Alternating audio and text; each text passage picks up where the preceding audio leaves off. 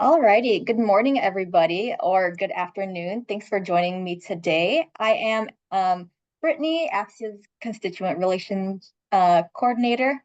So glad that y'all could join us today for another APSIA Advisor webinar. Today we have the Princeton in Africa team to give a brief presentation and Q&A on their fellowship program. So excited to have everybody here. And at this time, I'm happy to pass it over to Emma Claire. Thank you so much, Brittany. And thank you all for being here. We're really excited to share a little bit more information about Princeton Africa's fellowship program and then answer any questions that you may have as we finish up the program. Give me one moment to get my screen share sorted, and then we will get started.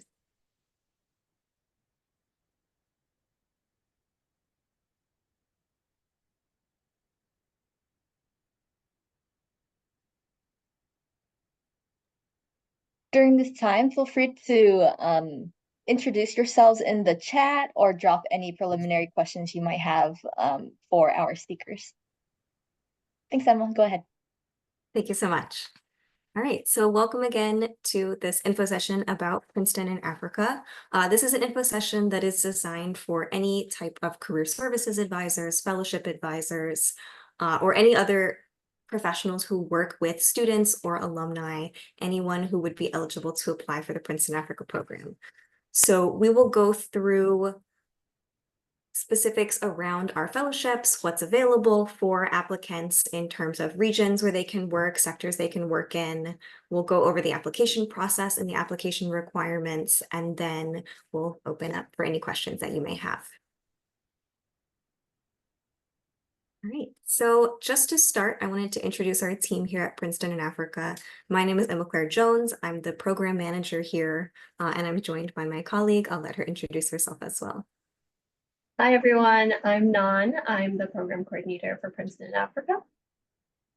All right, and then we also have on our team Damilola Akinyele Wolfgarten. She's our executive director. Stephanie Leroy is our program director, and then Tim Cummings is our development director. So we're a pretty small but mighty team. We're all really, really passionate about the work that we do, and available to answer any questions in this session or afterwards. All right, so to tell you a little bit more about the overarching goal of our program, our mission is to create opportunities for young leaders, whether they're graduating seniors or recent graduates, to make meaningful connections with the people and cultures all across the continent of Africa, and engage in meaningful work in the development field or other work for social good. So we have our mission statement here. I won't necessarily read it out loud to you, but I did want to highlight our tagline, which is service for a year, commitment for a lifetime. We are really invested in our fellows having a productive, enriching fellowship year, but we also encourage them to stay in touch, not only with the communities in which they work during their fellowships, but also with other alumni of the program for a lifetime. So we really do emphasize that. Our program was started in 1999, launched by Princeton alumni, faculty, and staff as an independent affiliate of Princeton University. So Princeton is very generous to allow us to use space on their campus for our offices, and we have connections with Princeton University, but we are a nonprofit, 501(c) that covers our organizational expenses through fundraising. All right, so when we were opened in 1999, and again, that's 25 years ago, we're celebrating our 25th anniversary this year, which is really exciting. But when we were opened, the program was only open to graduates of Princeton University. In 2010, we opened the program to graduates of all US accredited universities in an effort to get a more diverse fellow population. And then last year in 2023, 2024, we opened the program to graduates of African universities as well through our Nexus program, which Nan will tell you a little bit more about in a moment. Thanks, Emma Claire. Yes, so here you can see all of our lovely fellows' faces. Our 2024-2025 fellowship class is fully on site. It's a 12-month program, and we currently have 25 fellows working in 19 organizations across 10 different countries on the continent, and 4 of which are Nexus fellows, and I'll talk a little bit about them in the next slide. So as Emma Claire mentioned, the Nexus program was started last year, and it places 4 to 5 Nexus Fellows who are citizens of an African country or resident on the continent, graduated from African institutions, and we pair them alongside fellows who are educated in U.S. accredited institutions for a year of cross-cultural learning and engagement. We take a lot of pride in this new program, and we look forward to expanding it in the future. So the idea is, one day all fellows will have a co-fellow, a co-Nexus fellow, to really live out our mission of cross-cultural exchange and mutual benefit on the continent. So here you can see all of the countries that we've worked on. We've had over 700 fellows placed in 37 countries. The ones in orange are countries that we recently worked on. So the 2023, 2024, 25 timeline. So there's about 13 in total. But yeah, as you can see, we work in West Africa, South Africa, Southern Africa, and East Africa as well. So this slide talks a little bit more about the different roles that we offer our fellows. So we offer a variety of sectors. I'll just say a few: advocacy, research and civil society. We have business and economic positions, as well as public health and community engagement as well. And our roles are diverse. You can see here we have communications and marketing, finance and consulting, M&E, people are interested in program management or youth development and mentoring. And we like to stress that these things it's a mix of things. So you can have different positions within different sectors. So for example, someone could be in a fundraising role within a public health post, or someone could be in a computer science role in an education post. They don't have to necessarily teach, or in a research role in a consulting company or something like that. So to help applicants navigate these variety of opportunities, we recommend that they look through our reports, which I think we'll touch on later again, but it's a resource within our website for applicants to kind of read through the experiences of our fellows, themselves, to kind of get the specific requirements of each positions. And we also encourage them to come to our professional sectors panel, which we hold every fall after application opens. All right, so on this slide, you can see a list of all of the fellowship organizations that we've worked with in our last 2 cycles. So these are organizations that we're either working with this year for the 2024-25 program or last year for 2023-2024. And again, we really like to highlight the wide range of positions and sectors that are available to fellows. I know that all of you are probably in some way connected to programs within international affairs, given that this is an event being thrown by APSIA, but we recognize that international affairs is a diverse field, and students or alumni may have, wide skill sets that they want to put into practice, or different professional trajectories that they're interested in pursuing through a fellowship like Princeton, Africa. So just to highlight a couple organizations, for example, first on this list here, you see African Leadership Academy. This is an organization that is based in South Africa, in Johannesburg, who we've worked with for over 10 years now. And it is an organization that is within the education sector, but the fellow within that organization for many, many years has worked in a role that focuses more on finance and operations. So this is an example of why it's so helpful to have students or anyone who's interested in applying to the program read these fellow reports. They may think that they're really interested in the education sector and may be interested in a teaching role. Through reading the reports on African Leadership Academy, they can get a better sense of what the work would look like and understand that it is more of a finance operations role. On the other side, someone who's really interested in getting that type of consulting experience or operations experience may not initially think that an organization called African Leadership Academy would be the right fit, but going through the reports or doing research into fellows' experiences would show them that this is actually a role that falls within that in that sphere. Another organization to highlight is the International Rescue Committee. We have worked with them in several countries through our 25 years, but this year we're working with them in their Kenya office and then in their Somalia office, which is based in Kenya. So fellows in this role work in primarily report writing and working on grants, really important things that help the IRC do the important work that it does in the humanitarian sector.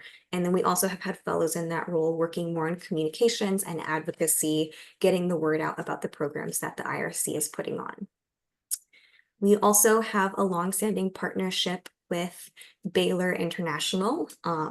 We're working with them this year in Botswana and in Malawi. This is a public health sector post, but fellows in these posts have worked on report writing, they've worked on fundraising and grant writing, and they've also worked in program management and program assessment. So it just depends on the specific needs of the organization and the specific roles that they're trying to fill in each year. Lastly, a new host organization partner that we have is Entrepreneurial Solutions Partners. They are an organization that works in the private sector.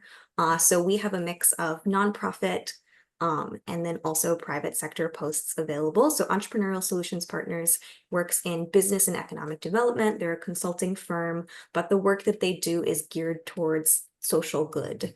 And fellows working in that post may work in data analysis, may conduct industry interviews, and do other work to manage client relations for this firm. So again, there really is a wide variety of things that are on offer, and we highly encourage advisors or applicants to look through the fellow reports and see what is available as we go into application season. All right, so people often ask us, and may ask you as well, what makes Princeton in Africa different from just going and getting a job at an organization somewhere on the African continent on your own? And one of the things that we do that is a really significant support among many is we have been doing this work for a long time, and we provide a safety network for our fellows throughout their fellowship year.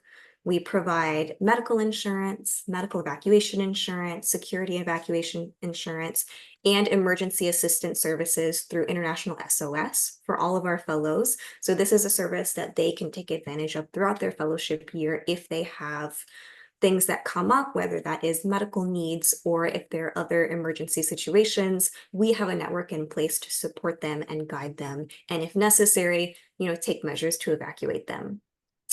Another big plus of having, especially if it's someone's first international professional experience through having that through Princeton in Africa, is that we offer fellowships in organizations and locations that have been fully vetted by our staff.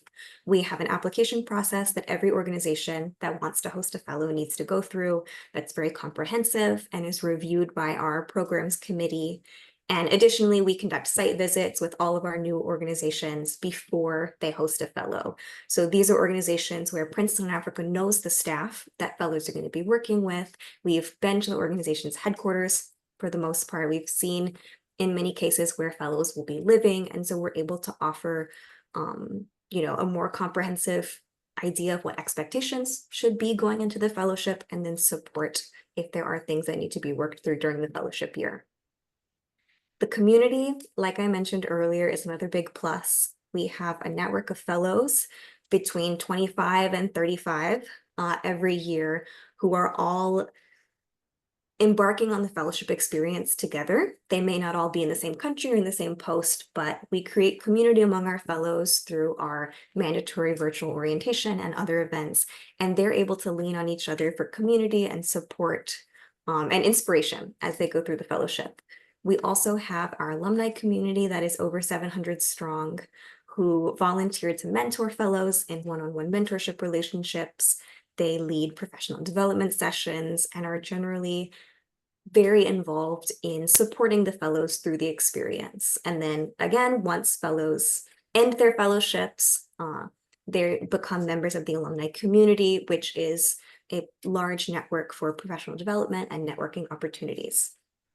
We also have, in addition to our virtual orientation that is put on for fellows pre-departure, we have a mid-year retreat that we do every year in person on the African continent. The location changes from year to year, but every year this is a 4-day event in the early spring where all of our fellows come together along with staff and alumni to go through different professional development sessions. We talk through navigating challenges that they've come up against during their fellowship year. We talk through opportunities that they have found through their fellowships. We talk through career next steps, best practices, and just generally reflect on the experience so that they go into the second half of their fellowship year feeling renewed and reinvigorated. So that's a really meaningful experience for fellows that we put on as an additional professional development piece. And then lastly, we have ongoing personal and professional support for our fellows. We do this through professional development sessions that we hold virtually. We actually today had a session, since we're right at the beginning of the new fellowship year, on budgeting and personal finance, how to navigate a completely new environment on a stipend and budget so that you can make the most of your fellowship year. We've had sessions on cross-cultural communication and how to navigate to new workplace cultures, and a variety of different topics that are really helpful for fellows as they start their fellowship year and then as they continue through the different phases of a year abroad. We also offer mental health and counseling support for fellows free of cost, which is really important as they navigate these new experiences. And then we have need-based financial assistance and emergency assistance for fellows that we're able to provide through a combination of grants and 0% interest loans.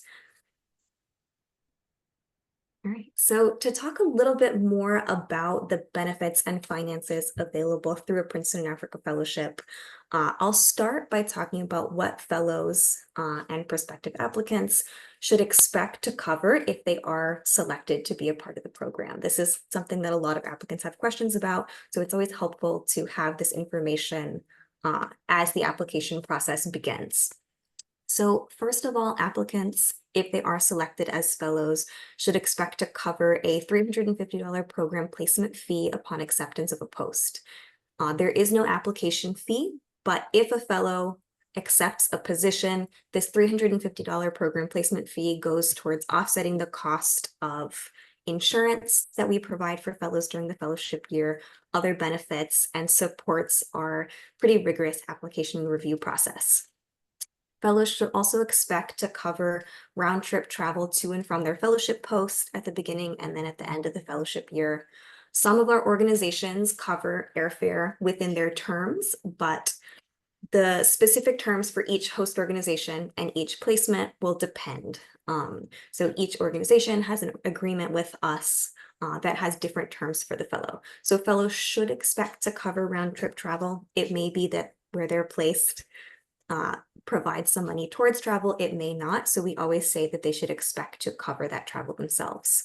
And then lastly, pre-departure medical expenses applicants should expect to cover if they are selected to become a fellow. These are things like immunizations, preventative care that they need to get done before they go on their fellowships, any medications that need to be purchased in advance or taken in advance before they go to their fellowships. Malaria prevention medications, and anything else like that. Our medical insurance covers any incidents that happen during the fellowship year, but it's not designed for preventative care. So any preventative care would need to happen on the fellow's expense before the fellowship begins.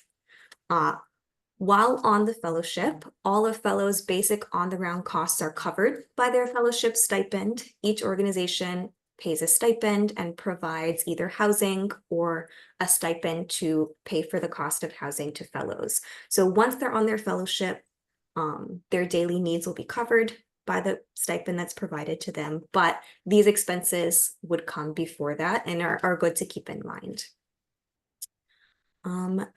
I mentioned before, but just want to highlight again that Princeton in Africa does offer financial assistance to fellows. It's need-based, and we're able to offer grants or 0% interest loans if there are fellows who are in need of assistance.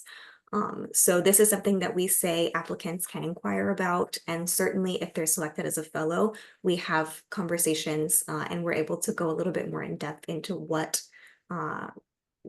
financial assistance can be offered for and whatnot. On the fellowship, they are paid a stipend, like I said, that covers their basic on-the-ground costs and all of their daily expenses. But the fellowship is not necessarily an opportunity to make money. It is a service placement, and it's really an investment in a future career. So we like to make that very, very clear as well. Fellows will have their daily expenses covered, but if there are costs back home, these may be things to think about before applying to the fellowship, and are always things that we can discuss with applicants as well. Just a quick statistic from our latest round of final fellow reports, just to show how big of an investment the fellowship can be for a fellow's future professional career. 45% of our 2022-23 fellows received an employment offer from the fellowship organization in which they worked. And then around 23% each year will attend grad school after. But I think 100% of fellows report in their final reports that the experience was beneficial to their professional career, whether they go on to work with the same host organization, work with another organization on the African continent, or work in other organizations that may or may not be connected to the African continent, but they build skills and they build experiences that are really, really beneficial as they move into their careers.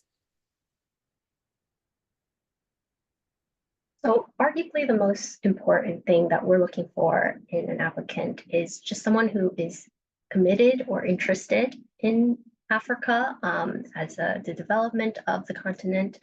The applicant doesn't necessarily need experience on the continent itself, although many of our fellows have had international travel before. It's not required. A lot of fellows come in a different range of majors. So we have applicants from African studies, political science, economics, so a diversity of backgrounds there. There are no language requirements, although it's a bonus if the applicant knows French, Swahili, Portuguese, or any of the other languages spoken on the continent. But most of all, we're looking for someone with leadership skills, humility, flexibility, these kinds of qualities that make them open to having a year abroad of new experiences. We're looking for someone who is interested in joining a community. As Emma Claire mentioned, this is a cohort of fellows, so they really do bond over that experience, and it's good to have someone who is going in looking for that sense of community. Someone who is committed to professional and personal growth. It is going to be a year of new journeys, new learning experiences. So that's always good to have. And so your typical applicant, we look for recent grads.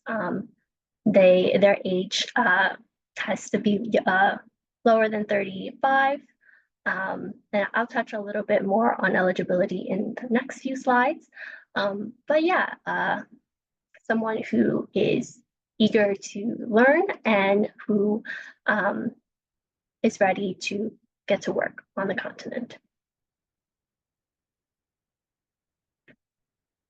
So just as an overview for the 24-25 fellowship year, we've had 554 applications from over 200 colleges and universities, both accredited in the US as well as universities on the African continent for the Nexus program.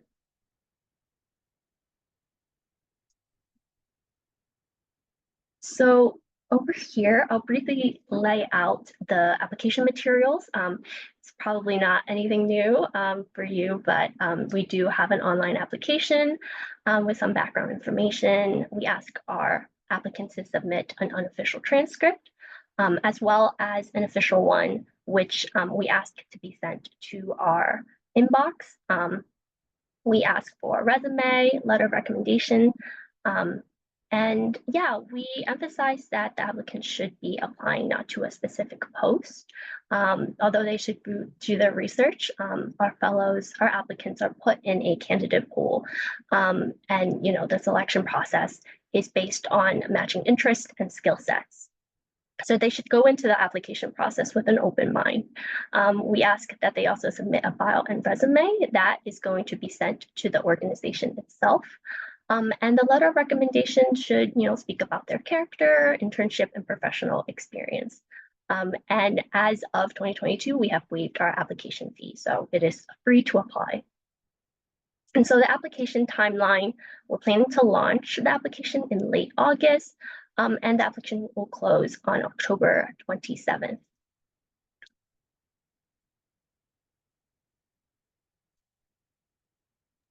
Right. So yeah. Sorry, on this slide, we have some more information about application materials and requirements for the Nexus program. Because this info session is geared towards advisors from US accredited universities, we'll skip over this slide. But if you're interested in the Nexus program, which I think can be a really big draw for applicants, whether they're applying as Nexus fellows or as fellows from the general program who might be placed with a Nexus fellow, we have much more information available on our website, and we're happy to share it with you as well if you have questions. All right, so now that we've talked a little bit about the application requirements, I wanted to take some time to walk you all through the fellowship placement process. Because of the way we do our placements, the fellowship placement process is longer than some programs, but this is because we really take an effort to give our host organizations agency and give them the final decision as we work to place our fellows. So the host organizations are, they are the people who know what the organization needs, what qualifications they're looking for. So we do a screening of our applicants, which I'll talk more about. We interview our applicants, we invite a certain number into the candidate pool, and then they have second interviews directly with the organizations, and those organizations have the final say on who is selected. But just to give that background, I'll talk a little bit more about the specifics of the timeline. So as non-shared, our application is due in late October. The entire application and all application required materials are due in late October. And I did see a question in the slide or a comment about official and unofficial transcripts. So I'll clarify that very quickly before I move on. So for that, and I actually can go back to the slide, the unofficial transcript is a transcript that's uploaded to the application. It can be the copy that the student can download, from their own registrar's office or from their student portal. They upload that to the application just so that we have an initial view of the courses that they've taken and what their grades were. But in addition to that, we need an official transcript. This is something that comes from parchment, from some kind of official document sending service, and comes directly from the university or the university registrar. So that's why we put that language in. It's just one is uploaded by the student and one is sent separately to us. All right, so when the application is due in late October, we begin reviewing applications. Every application is reviewed by 2 to 3 members of Princeton Africa staff or alumni who support the application review process. And then by mid-December, we send out invitations to all of the applicants who are invited to interview. We also in mid-December will let anyone who's not invited to interview know. We don't leave anyone hanging, and all of these notifications will go out at the same time. If an applicant is invited to interview, they move on to the interview stage, and our interviews take place in early to mid-January every year. So those dates are already available on our website. They're published for all applicants to see. We have a finite window to keep our placement process moving, during which we can do interviews. So we ask that anybody who's applying prepare for the potential that they would need to interview on these dates, so that if they are invited to interview, they know that they've already set aside time and they expect to be able to interview during this time period.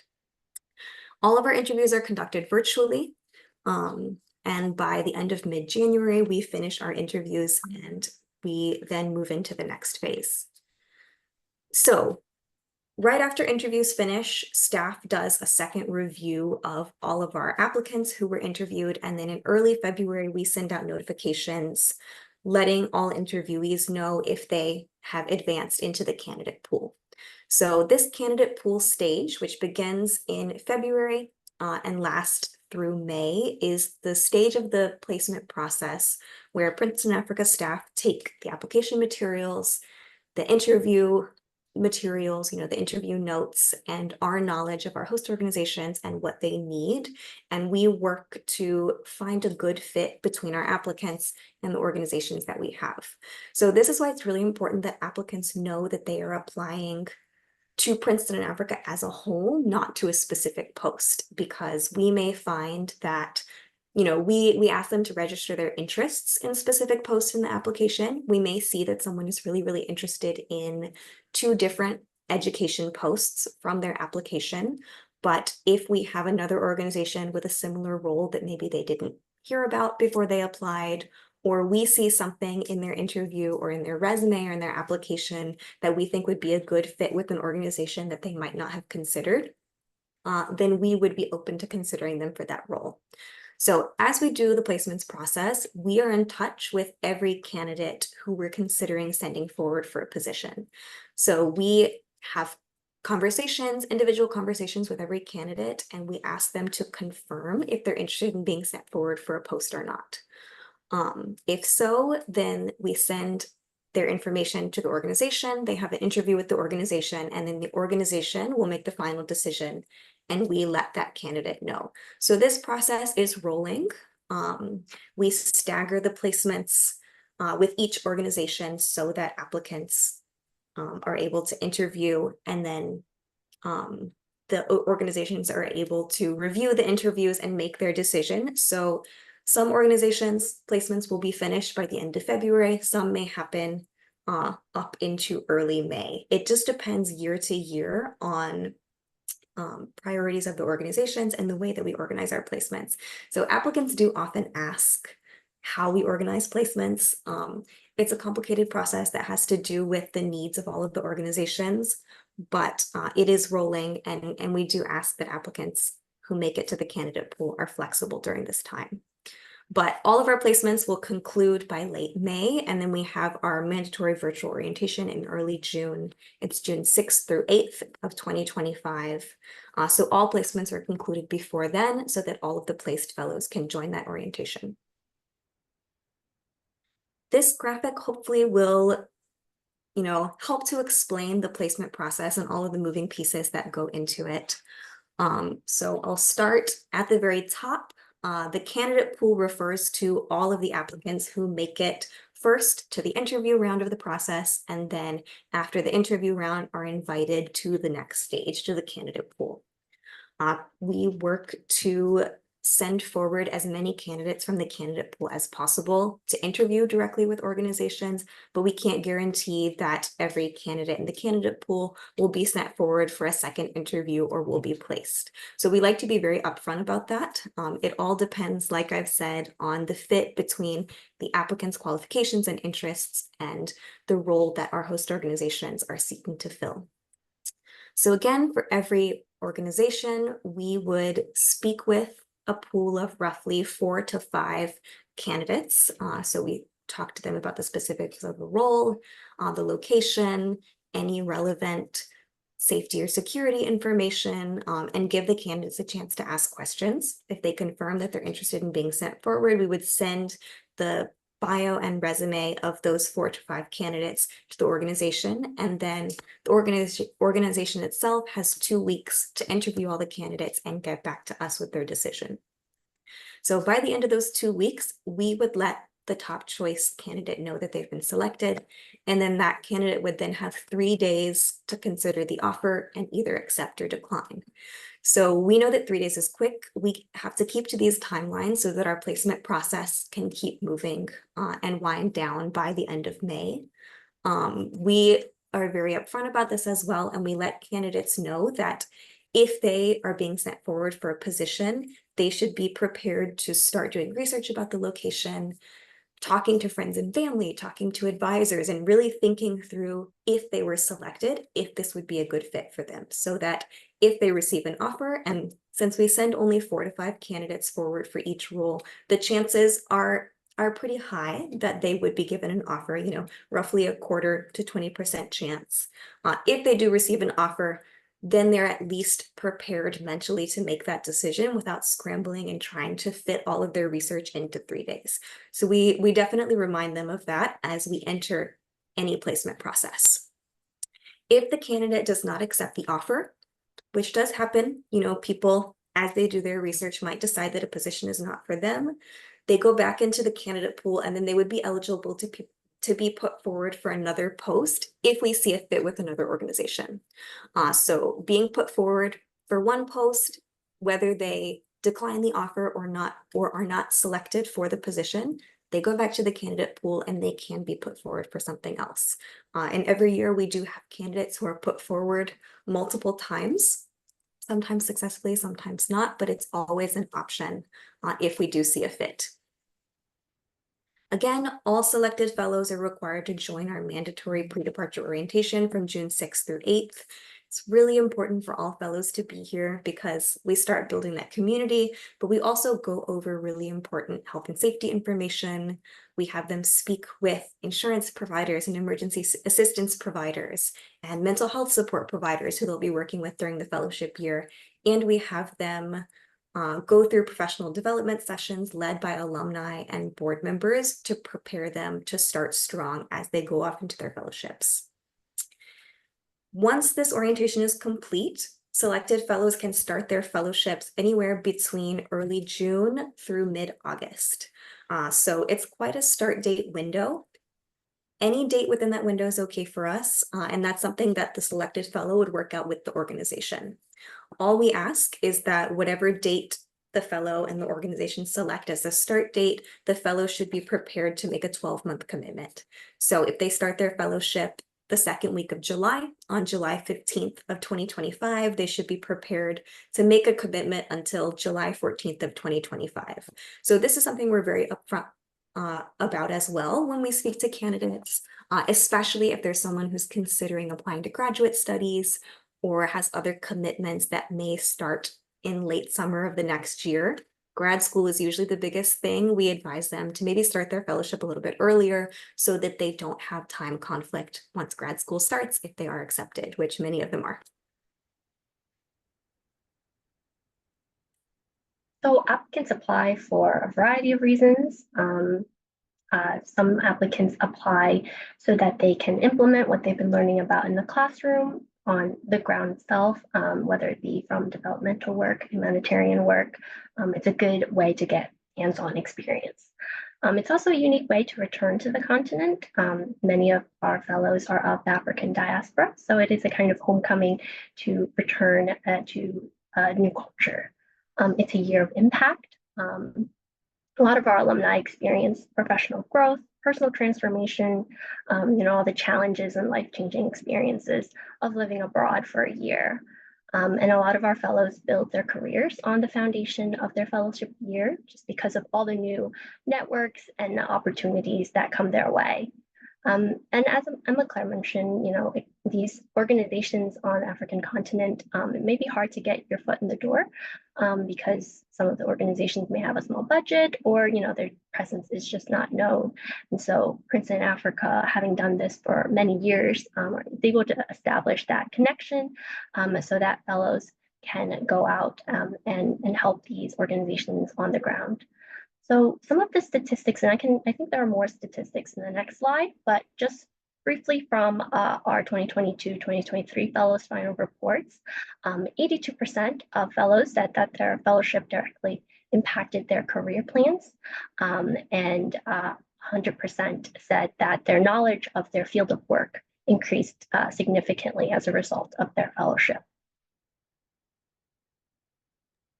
And just very quickly, I wanted to highlight some of the photos on this slide for reasons why to apply to Princeton in Africa. The top left one is a group of our fellows who all got together from all over the continent, somewhere in West Africa, somewhere in East Africa, somewhere in Southern Africa, to hike the Congo Nile Trail before our mid-year retreat, which was in Kigali, Rwanda last year. The photo on the right is one of our Nexus fellows, Sinalamine, from our inaugural Nexus cohort, leading a training on communications and media practices for one of the International Rescue Committee offices. She was working at the International Rescue Committee office in Kenya. And then the bottom photo is one of our fellows who worked at a healthcare tech startup during this fellowship year and became a really key member of the team as they raised tens of thousands of dollars to fund their startup. So if it's professional experiences, life experiences like hiking the Congo Nile, or experiences giving back in a field like humanitarian relief, all of these are things that fellows can pursue in their fellowships. Yeah, thank you for that, Emma Claire. Yeah, the pictures are always so good to see them smiling and hanging out with each other. Yeah, and so here's some more statistics. This one is from the 2023 alumni survey. Over half of our alumni responded still holding jobs related to African affairs, really speaking to our motto, service for a year, commitment for a lifetime. And over 80% of our alumni are still in touch with members of their fellowship class. So again, speaking to that sense of community and lifelong friendship that we saw in the last slide. Okay, so we're wrapping up. These are ways to kind of stay connected. We are on social media. We have an Instagram that is very active. We have fellows doing Insta takeovers every 2 days out of some of the weeks, and it's a really good way for applicants to see what life is like on the ground from our fellows' perspective. Our website is also it's a great resource. It has a lot of information on application tips, application deadlines, Q&A, things like that. So definitely something to direct them to if they have any questions. We also like to highlight this email address you see here, PIAF-APP, or PIAF app for applications. This is the email address that any application-related inquiries can be sent to. So prospective applicants can email us if they have questions that aren't answered on our website. They can also email us there to sign up for our prospective applicant mailing list, or to get updates about some of the webinars and panels that we throw for applicants during our application season every year. So we like to highlight that as well. Oh, and if they want to access the Fellows Report database, which is password protected because it contains personal experiences of our fellows, they can send an email to that email address and we will give them the password.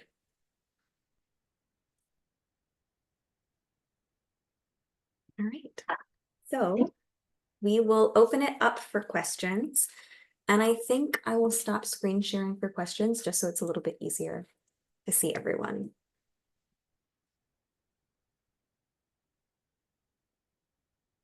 Okay, great. So Brittany is feeding me some questions from the registration forms. Thank you, Brittany. The first one that we'll answer is a question from someone who registered asking what kind of candidates the application reviewers are looking for. So just to build off of what Nan shared earlier, I would say our application reviewers, first and foremost, are looking for a genuine passion or a genuine interest in working on the African continent. It's important that our applicants have the necessary skills. It's important that they be a match with the fellowship sites or the fellowship organizations that we have on offer. But most important is a genuine interest in the continent, whether they have a broad experience or not. We want someone who, has already put in the time to learn about the African continent, history, a particular region, a particular country, and is interested in learning more. This focus on community is really important also. We're not an organization that places fellows on their own to do their thing for a year and never be in community with anyone else. So an interest in learning from others from different backgrounds, whether it's other graduates of US accredited universities or fellows from our Nexus program, is really key.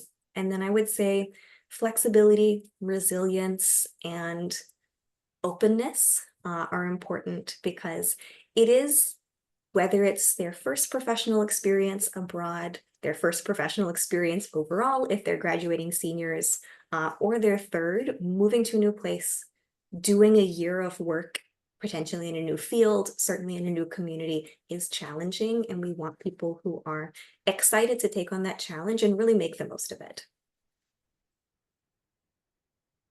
All right. What do most applicants wish they knew before applying or becoming a fellow?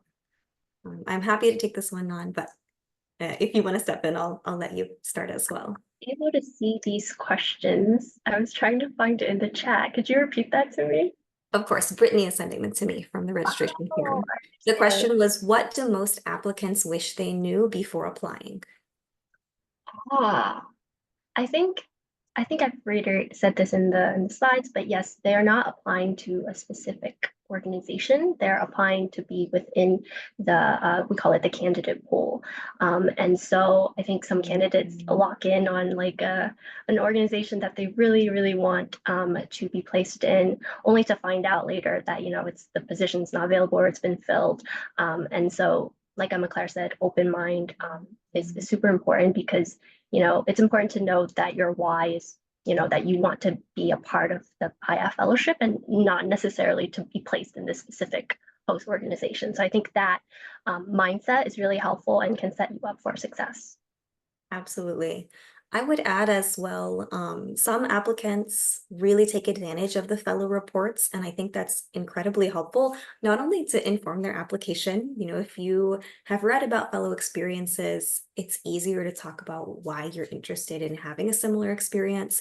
But I think also for those who make it to the interview phase and then make it into the candidate pool phase, once you get down to really thinking about whether or not a particular position or particular location would be a good fit for you, having done that research beforehand, even if you've been reading about a post that's different from the one that you're being considered for, can really help you make that decision. And it is an important decision for applicants to make.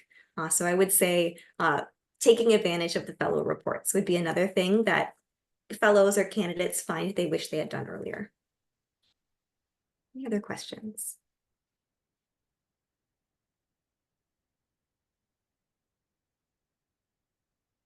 And feel free to unmute or put in the chat. Either one is totally fine.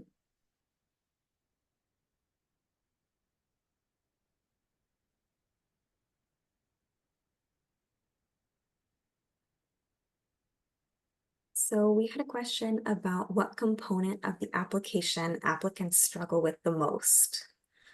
I would say from my experience reviewing applications, the resume and bio can be challenging if applicants have not, for example, had to write a professional bio before, or haven't had to craft a resume that's specifically tailored for this purpose. Once we get into the candidate pool phase and start sending candidates forward directly to organizations, we don't share their entire application with our organizations. We only share the resume and the bio. So it's really important that within this professional bio, which is just a few hundred words, and their resume, they're able to capture their experiences in a way that would stand out to the HR team or whoever would be interviewing them from that host organization. So some applicants come in really prepared for this. Some applicants might struggle a little bit more with quantifying their skills, or just simply being very clear about what skills they have, what specific, if they're interested in a post that works in reporting or works in monitoring and evaluation, what specific projects have they worked on in that realm, or what specific softwares have they used and in what capacity. So that can be something that applicants struggle with, but when we see an application, a resume, a bio that does that really well, it does stand out. Okay, I have another question. How do applicants verbalize their flexibility and other intangible qualities you're looking for? Non, I'll let you start with this one if you'd like. Good question. Yeah, not sure. It's probably why it's called intangible. But speaking to the point made in the slideshow about commitment to the African continent, I would say that you can tell when someone is truly invested in the well-being of the African continent's development and kind of articulating their reason, their why, and having that yeah, that self-awareness of their positionality and why they want to go to the continent, things like that. If someone is really earnest and authentic, it shows up in their application and their response. So I don't have a more concrete answer, but yeah, what do you think, Emma Claire? Yeah, that's great. And I agree 100% with that point about kind of genuine care for the work that they would be doing. I would say specifically related to flexibility or resilience, which is another intangible that we're looking for. I think the ability to, whether that's in an application or in an interview, speak to past experiences, times, whether it is a previous abroad experience or not.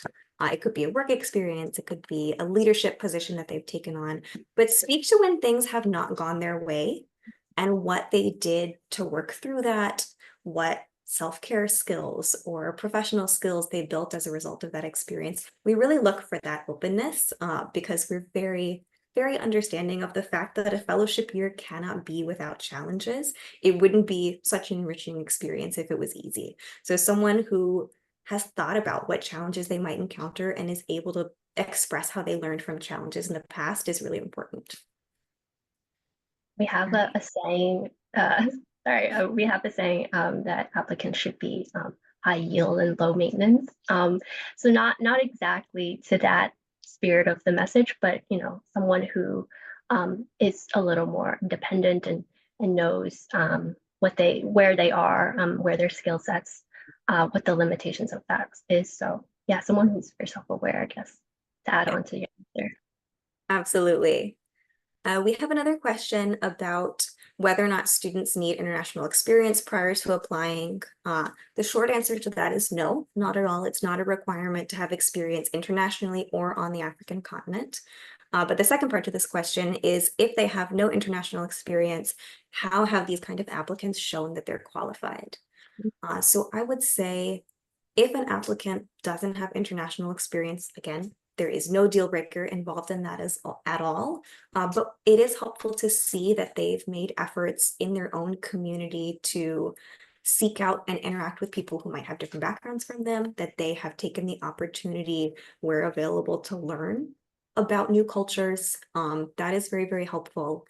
And then applicants who have worked through challenges again or worked through experiences independently, even if that's not an experience abroad, those skills that, recognition of what you can take on yourself and when you need help, recognition of, the effort that you might need to put in to, find your footing in a new environment, whether it's a new professional environment or cultural environment.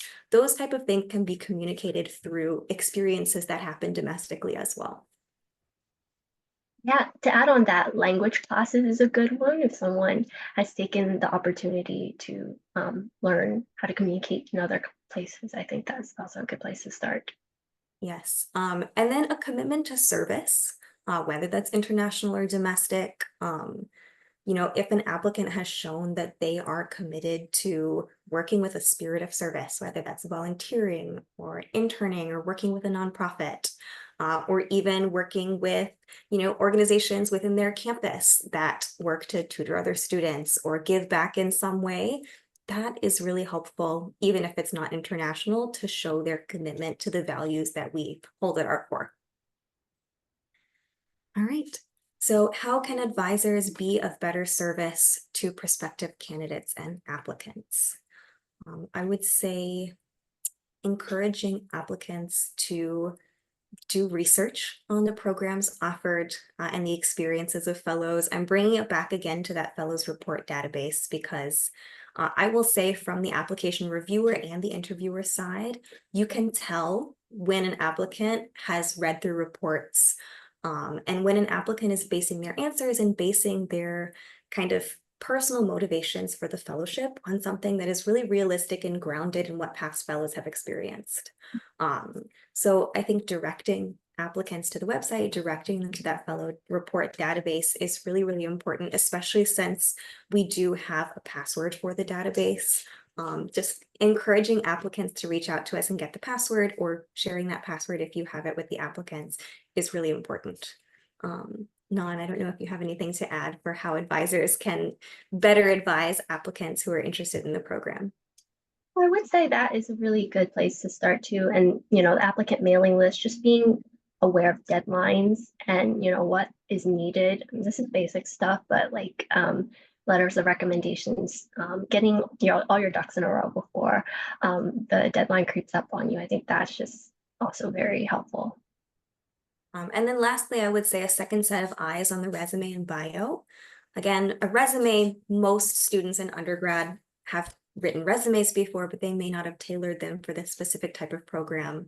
But a lot of undergraduates specifically would not have written a professional bio before. So being a second set of eyes, or giving advice on how to best showcase their experiences, can be very helpful in the role of advisor. For sure. Great. I have, I think, one last question in the chat, but again, we're open to other questions from you. Someone asked in the chat if Princeton in Africa still has an application fee. No, we do not.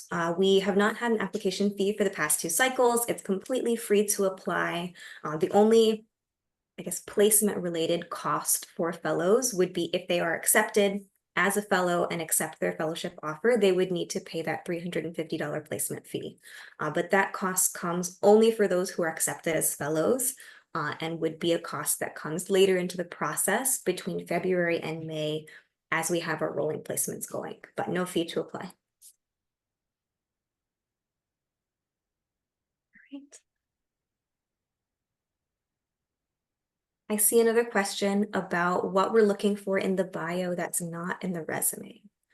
I think the question of motivation often comes out in the bio. It's something that is, I think, extensively covered in our essays. We have essay questions designed to give applicants the opportunity to really showcase their motivations and where they want to go after the fellowship. But this can come through in the bio as well. It doesn't, people will have sometimes a blurb at the top of their resume that's a summary of their professional experience or a summary of their professional goals. But getting that motivation on a little bit more human level in the bio is really helpful. And I think makes a difference for host organizations if applicants make it to the candidate phase. It helps to humanize the resumes as the organizations are reviewing that information and preparing to interview the candidates. We have another question about graduate students. So can graduate student recent grads participate as long as they meet the age requirement, or only undergrads? Yes, the answer is yes. We are open to recipients or holders of degrees, whether that is an undergraduate degree, a master's, or a PhD from US accredited universities or African universities through the Nexus program. Most of our applicants have an undergraduate degree or a master's, but we are open to PhD holders. The only, I guess not caveat for that, is many of our positions are designed to be entry level or early career positions. So someone with a PhD would be absolutely welcome to apply, but if they make it to that candidate phase, we would then be working to make sure that we're able to find a fit with their qualifications and the positions on offer. Because ultimately we want the matches that we make between applicant and organization to be beneficial for both parties. Someone with a PhD might not feel challenged by a more entry-level position unless they're looking to change fields. So they're welcome, but yeah, we're open to holders of all degrees. Yes, and an MA in policy, absolutely. That would be very welcomed by a lot of our organizations, I think. Do we cover citizenship? So there are no citizenship requirements for our general applicant program. Any graduate of a US accredited university can apply to the general program, no matter citizenship. The only, I guess, exception for that is if a candidate's citizenship would preclude them from getting a visa to a certain country, you know, if there are not good diplomatic relations between the two countries, then we wouldn't be able to place a fellow in that organization. But we work in many different countries every year, so we would work to place that candidate in a country where a visa wouldn't be a problem. For the Nexus program specifically, applicants to the Nexus program do need to be citizens of an African country. But if they're applying from US accredited institutions, whether that's undergraduate or master's programs, they would automatically be applying to the general program. So then citizenship would not be a problem. All right. And thank you, Non, for answering that in the chat. I just saw that. All right. Any other questions? These are great questions. Thank you, everyone.